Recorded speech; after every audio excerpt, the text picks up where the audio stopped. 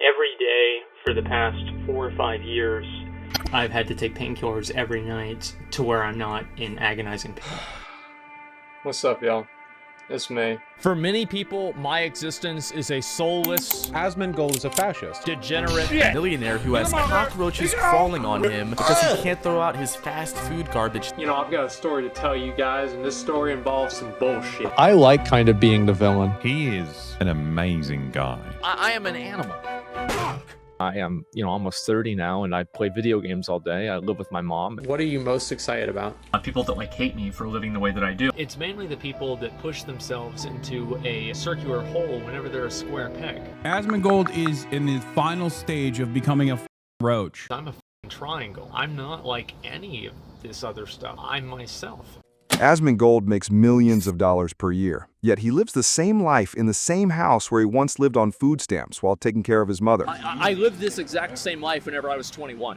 Like, if you go back and you watch videos of me from literally over 10 years ago, you're watching this is the same person. Yeah, that was my desk, by the way. I got this one last night. Yeah, it's the same drink. He's one of the most watched streamers and in many ways the most unique personality to get as successful as he is. But being an outlier has been part of his identity since childhood. As a kid, I always felt like I was very different from a lot of other people. People thought that I was a little bit off, a little bit weird. I've always had a big problem with being able to relate to other people. I think that growing up, I was just very used to just detaching myself from things and accepting things for how they are. I live in Austin, Texas. I've lived here pretty much my whole life. I moved here when I was like 6 months old. We didn't live in the projects, right? But we were one of the poorer families in a working class neighborhood. His mom and I were separated for a while, and then we got divorced. My parents are divorced, and I lived with my mom. I grew up very poor. We basically barely skated by most of the time, and primarily the reason for that, honestly, is because my dad always paid child support, etc., at least until I was 18. When you were growing up poor, tell me about what it was like to go to school. Oh, it would suck, right? I mean, especially if everybody else had X or Y thing and I didn't have it. There would be many times whenever I wouldn't have something that it felt like everybody else would have, or I wouldn't be able to do something that everybody else could do, or I couldn't look forward to something that everybody else could look forward to.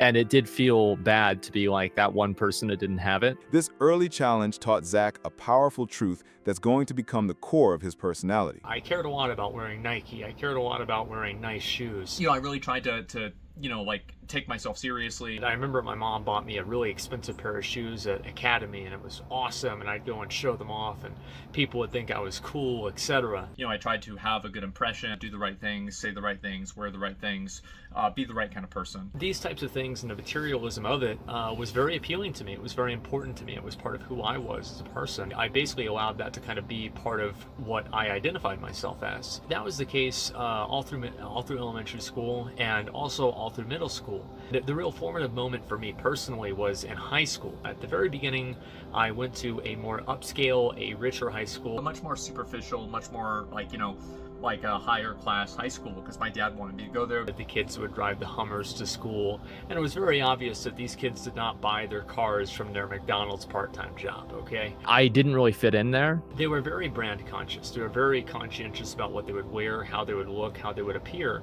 And whenever I looked at those people, I thought it was so superficial and so worthless and so meaningless that it was just very off-putting and weird to me. I was also looking in a mirror, and I realized that those people were doing this same thing. I was just doing it to a lesser extent, and if I had as much money as they did, I'd be just like them. And at that point, I realized that I didn't really want to be like other people, and I had to develop, I guess, my own identity. Then I ended up getting transferred over, and I went to the school where my friends were.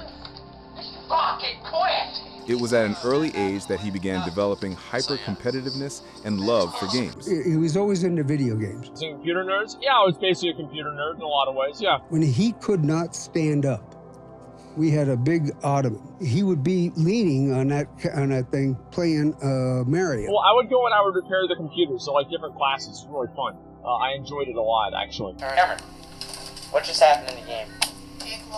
You know how mad he gets when he loses something or he fucks up on the games? Eric, what just happened in the game? I lost. Wow. I'd be sitting at the table and I'd be hearing boo, boo, and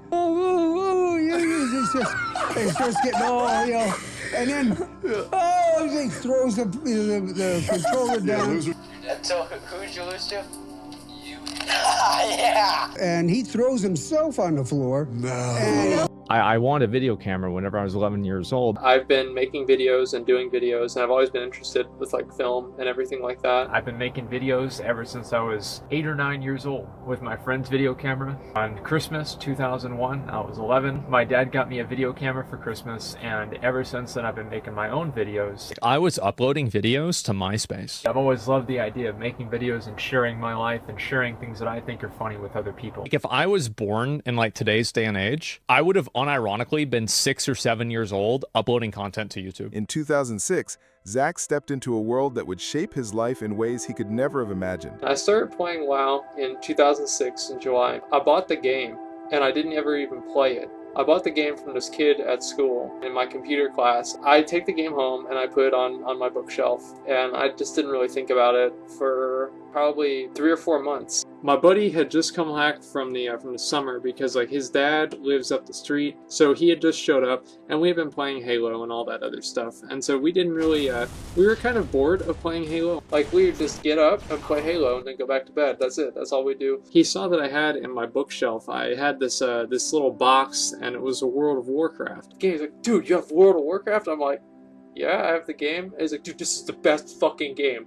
You know, so the first thing I do is I go to YouTube, I look up World of Warcraft, and I see a video of this mage soloing a dragon, and I'm like, this is the most badass fucking game in the world. Like a young Asmongold, I wasn't taken seriously by anyone. I was a 16-year-old loser.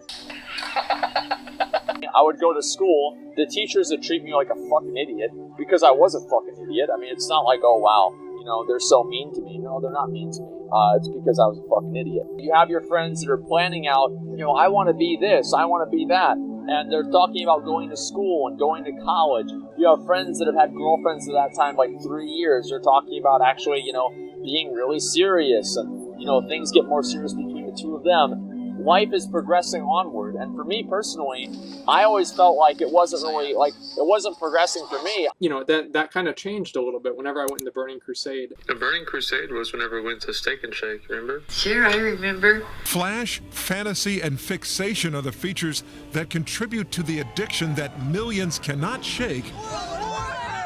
And everybody was there. We were getting there. Yeah. Waiting for the World of Warcraft expansion to come out. I'm sorry for my girlfriend, because I'm just going to keep playing. For an online game called World of Warcraft. I actually took the week off the launch of the game so I could sit there and play it all day and don't have to worry about working.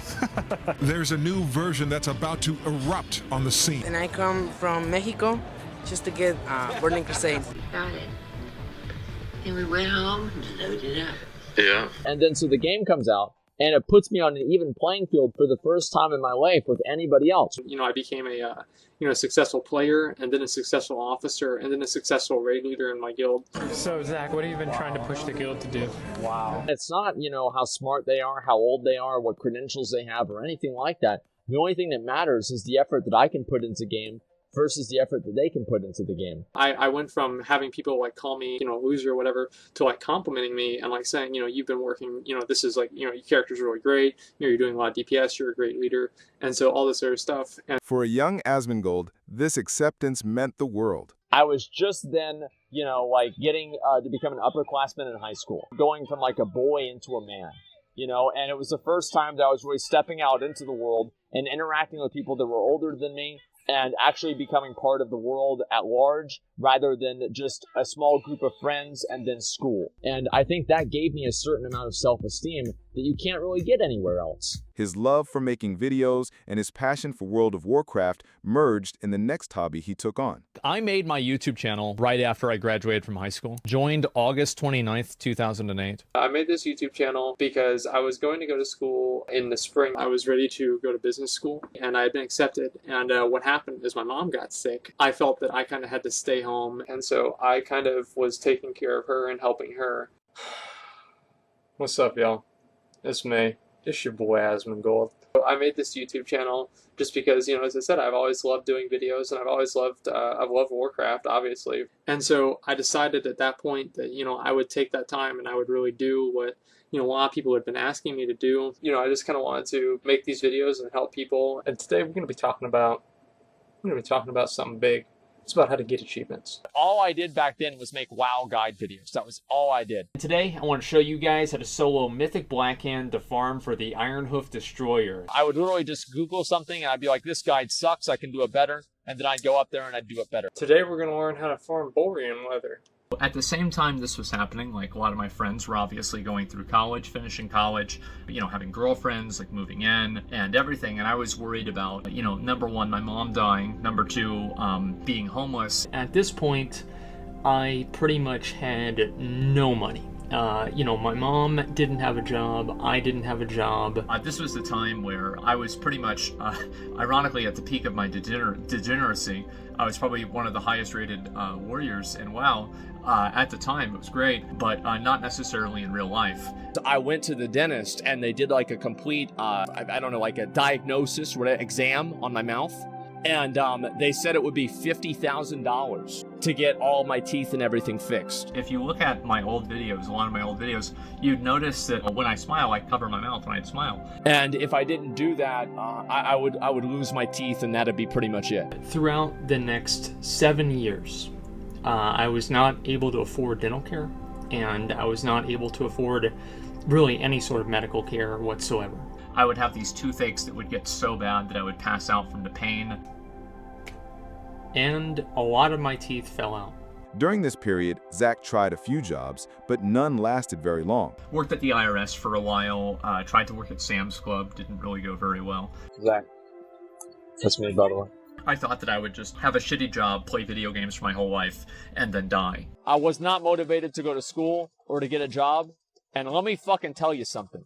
After working at Sam's Club for one goddamn day, I put in more applications that night than I had put in the last fucking 3 years of my life. The shitty job is actually a lot more shitty than I thought it would be. The first day I come home, and the first thing that I do is I look up enrollment for like the colleges. And before that, I worked for the IRS. Oh, I used to work at the government. So we would have to process documents, right, for like, you know, tax purposes and everything. Before I started streaming, I was in business school. I already had one business degree, and I was getting another one to transfer over to UT Law, or maybe Baylor, depending on which one I would get accepted to. And then I told my dad. My dad was very happy about this, right? Then I decided to play World of Warcraft instead. What's up, y'all? It's me, it's your boy Asmongold, and today I've kind of got a little bit of an announcement to make, is that I'm going to start streaming. I'm like, Dad, you know, like the whole law school thing? He's like, yeah. Did you apply? I'm like, no, I'm going to make videos about World of Warcraft. And so I started streaming just, you know, kind of whenever I was bored. And I remember it was like my dad went on a vacation, and like I would like usually have dinner with my dad, and then I basically had no responsibilities. I had nothing that I had to do. And so a lot of days whenever I would normally go over to his house, I would just instead go and stream it. Listen, dude, the Asmongold struggle right at the very fucking beginning of streaming, that was a grind. That was a fucking grind. I started streaming very, very seriously on a very regular basis. I pretty much like stopped interacting with a lot of friends of mine because I focused pretty much just on streaming and on making this as much as possible. Then I started doing that regularly, and it started doing really well. I streamed every single night. I was very dedicated. I tried to make things as entertaining as possible. Like there's a lot of people who it takes them a long time for them to get popular, and I kind of did that work on YouTube. Whenever I was doing YouTube, that was whenever I really had to grind. Because I did YouTube a lot farther before streaming. Whenever I went onto Twitch, people kind of knew who I was because I had a couple of like semi-viral videos in like the WoW community at that time. And then I started like getting a lot more popular on Twitch, and things kind of just snowballed from there. Asmongold is now one of the most watched streamers, and over time, his content has expanded to political and social commentary. That is the largest political commentator in North America right now. Broadening his audience while occasionally drawing him into controversies. I'm on MSNBC. Video game streamers, Asmongold, who said he's out there acting like he's guilty. My mom, I lived with her, and for the past 10 years, I've taken care of her. I've been, in a way, a caretaker for her. She was 70 years old. She was overweight. She smoked, and she basically lived her life like a college freshman. Alright, This is my mom. She's been playing for a long time. She's on Warcraft. So I spent so much time with her and with only her. How do you think about this? Smoking for 50 years gives you something called COPD. Yeah, it's kind of like she's playing on a Nintendo 64. Do you think you're gonna go for server first, level 85? I think not. Really? And over the years, it's just gotten worse. That's the way the disease works. What's holding you back? My lack of skill. At least she's honest.